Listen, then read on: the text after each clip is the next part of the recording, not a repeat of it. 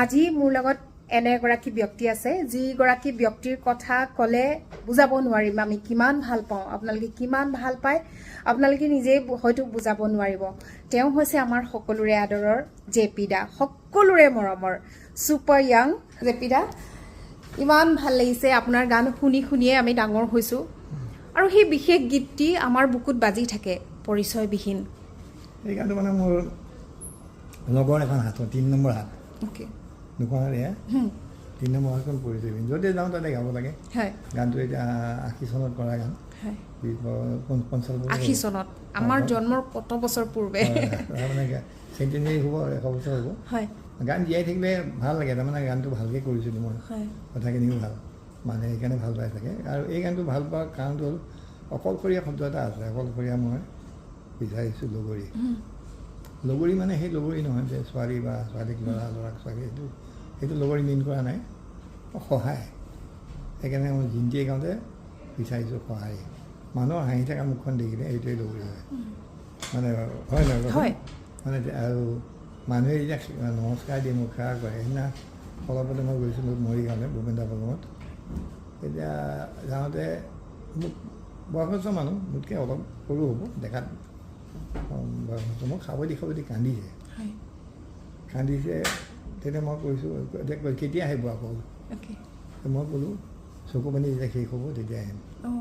বুজিছা নাই বৰ ধুনীয়া কথা এটা ওলাই গ'ল লগে তেতিয়া গাঁৱৰ মানুহ নহয় মৰিগাঁৱৰ ওচৰত গাঁৱৰ মানুহবিলাকে চকু পানী বস্তুটো বহুত মূল্য দিয়ে মানে গাঁৱৰ মানুহে চকু পানী হাঁহি এই চহৰত এইখন চহৰত দুষ্ট চহৰখনত চকু পানী মূল্য নাই চহৰখন দুষ্ট চহৰ বুলি কৈছোঁ গুৱাহাটী চহৰখন কাৰণ তাত পবিত্ৰতা নাইকিয়াই হৈ গৈছে গুৱাহাটীত আমি থকা গুৱাহাটীখন বেলেগ আছিলে দুষ্ট চহৰটো বেয়া লগা নাই নেকি নাই লগা একদম ধুনীয়া গতিকে গুৱাহাটী আৰু মই বুলি গান এটাও কৰিছিলোঁ প্ৰতি উশাহত এক কাহিনী এই চহৰ মোৰ বৰ পুৰণি এই চহৰখনক মৰম কৰি গান লিখিছোঁ এতিয়া সেই গানটো শুনিলে মোৰ কি গান মই গালোঁ বা কি গান লিখিলে কল্পনা ভূঞাই লিখিছিলে গতিকে ইমান ফাষ্ট চেঞ্জিং হৈছে every day is a new day মানে গুৱাহাটীখনৰ কাৰণে কিন্তু মানুহৰ কাৰণে এভৰি ডেটো নিউ ডে হ'বই লাগিব কিন্তু চহৰখনৰ কাৰণে every day is a changing day মানে আজি কালি যিটো গুৱাহাটী আছিলে আজি হয়তো বেলেগ গতিকে কেৰেক্টাৰটো খুব সোনকালে চেঞ্জ হোৱা এখন চহৰ কিন্তু কলিকতা বা তেনেকুৱা আগৰ গুৱাহাটীখন 20-30 বছৰ একেই হৈ আছিলে সেয়াই গুৱাহাটী চহৰৰ কথা ক'লোঁ মোৰ গানৰ কথা কি ক'ম মই গাই থাকোঁ গান আৰু মোৰ বিশ্বনাথ মই গীটাৰখন থৈ দিওঁ ঢুকোৱাৰ পিছৰ পৰা গীটাৰখন থৈ দিওঁ মানে গীটাৰখনেই তেওঁ মানে বৌৰ পাছৰ পৰা গীটাৰখন আপোনাৰ লগত শুয়ে থাকে এভৰি টাইম থাকে চাইডত থাকে কাৰণ সেইখন চাই পেলাই মই কেতিয়াবা এওঁলৈ ভাবোঁ কান্দো গীটাৰখন এইখিনি থাকে ফটোখন দূৰত থাকে বৌ যে ইমান ধুনীয়া আছিল ধুনীয়া বহুত ধুনীয়া আছিলে সেই ধুনীয়াখিনি মই গানত পাইছোঁ তেওঁ যিখন মুখৰ যিখিনি ৰীতি সেইখিনি মোক তেওঁৰ মুখখন যেন মই এতিয়া পাইছোঁ এতিয়া ৰিচেণ্টলি তেওঁ ঢুকোৱাৰ পিছত আজি 6 মাহমান হ'ল মোৰ গানৰ প্ৰতি মৰমটো বাঢ়ি গৈছে আৰু মানুহৰ মোৰ প্ৰতি মৰমটো বাঢ়ি গৈছে সেইকাৰণে অকলশৰীয়া হোৱাৰ কাৰণেও মানুহে ফোন চোন কৰি থাকে ভালে আছে খালি এটা কথা মোক খং উঠে গা মোৰ ভালে আছে নে ক'লে মোৰ বিৰাট খং উঠে এইটো মই 90 বছৰ হোৱা নাই নাই হোৱা গতিকে খং উঠে মই গালিও পাৰোঁ দেই মোৰ গাটো ভাল থাকিলে তোমাৰ কিবা লাভ হ'ব নেকি বা মোৰ গাটো বেয়া থাকিলে তোমাৰ কিবা লোকচান হ'ব নেকি don't ask those foolish question ভালে আছে এইটো কৈছে গা মোৰ যদি কয় সেইটো বেয়া লাগে আৰু দুখ লাগে এইটো অকণমান গুণগুণাই দিব পৰিচয়বিহীন ঠিক আছে দিয়া পৰিচয়বিহীন যাযাবৰ নগৰী অকলশৰীয়া মই বিচাৰিছোঁ লগৰী তুমি কোনে জানো দৰদী মৰমী নাম কি নে জানো অচিনা মৰমী মৰমেৰে তুমি মোক ল'লা যে সাবুতি অকলশৰীয়া মই বিচাৰিছোঁ সহায় কুবি মাৰিবলৈ বৰ টান কাম আৰু কুবিৰ কথা সুধিছা কুবিটো মই কেনেকৈ শিকিলোঁ শ্বিলঙত যেতিয়া মিস্ত্ৰীয়ে কাম কৰি আছে খাচীয়া মিস্ত্ৰীয়ে আমাৰ ঘৰত তেতিয়া গজাল মাৰি নেকি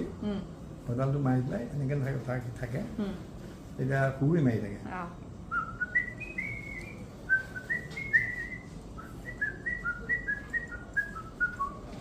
মই চালোঁ তেতিয়া যে কুঁৱৰী মাৰা মানুহটো মিস্ত্ৰী এটা যদি কুঁৱৰী মাৰে মই কিয় নোৱাৰিম তেতিয়া মোৰ এটা ইনস্পিৰেশ্যন আহি গ'ল মই কুঁৱৰী মাৰিব শিকিলোঁ আৰু যেতিয়া স্কুললৈ যাওঁ তেতিয়া খোজকাঢ়ি যাওঁ লেকৰ কিনাৰেদি এই চৰাই চিৰিকটিয়েও কুঁৱৰী মাৰে চৰাই চৰাইহে কুঁৱৰী মাৰে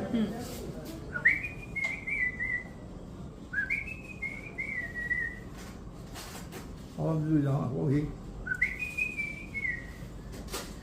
চৰাই যদি কুঁৱৰী মাৰে মই কিয় নোৱাৰিম তেনেকৈ মাৰি আৰু ৰাতি অকলে ঘৰলৈ আহোঁতে শ্বিলঙৰ কথা কৈছে কুঁৱৰী মাৰি আৰু কুঁৱৰীটো কোম্পানীও হয় তেতিয়া মোৰ লগত আৰু এটা মানুহ আছে সি কুঁৱৰী মাৰি মোৰ লগত আহি আছে সেইটো বন্ধু যেন লাগে কুঁৱৰীটো কেতিয়াবা মই কুঁৱৰীটো মাতি ৰাতিপুৱাত মই কুঁৱৰীটো প্ৰথম চিৰিয়েল আৰম্ভ কৰিলোঁ মই কম্প'জ কৰিছিলোঁ জয়ন্ত হাজৰিকাই সেইটো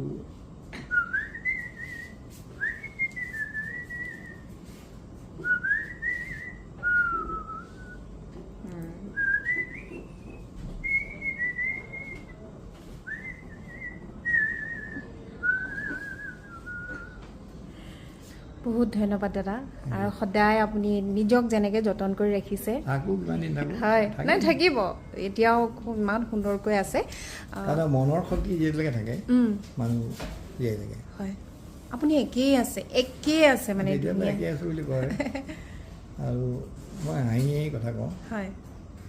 মানে বা মন গ'ল বিহুতে কথা নকওঁ মই সদায় সৰু হৈ যাওঁ সৰু ল'ৰাটোৰ কথা পাতিলেও মই তাকে সৰু হৈ লওঁ সৰু হৈ ল'লে সি ভাল পায় ককা দেউতাৰ আগতো মই সৰু হৈ সেইটো সৰু হ'বই লাগিব কাটোকে মানে কাৰো লগত মই ডাঙৰ হৈ নেদেখাওঁ সেইটো মোৰ প্ৰিন্সিপাল হয় বহুত ধন্যবাদ দাদা বহুত ধন্যবাদ আৰু সেয়া আপোনালোকে দেখিলে সেয়া দাদা আমি ক'লোৱে ইমান ধুনীয়া হৈ আছে তেওঁ ছুপাৰ য়াং গতিকে আমাৰ দৰেই আছে তেখেতক এনেদৰেই থাকিব কিন্তু কেতিয়াবা লগ পালেও বা ফোনত কৰিলেও তেখেতে যেনেধৰণে অনুৰোধ কৰিছে গা ভালে আছে নেকি বুলি নুসুধিব ভালে আছেনে বুলি খবৰ এটা ল'ব আপোনালোকে তেওঁ সদায় ভালে থাকিব সদায় ভালে আছে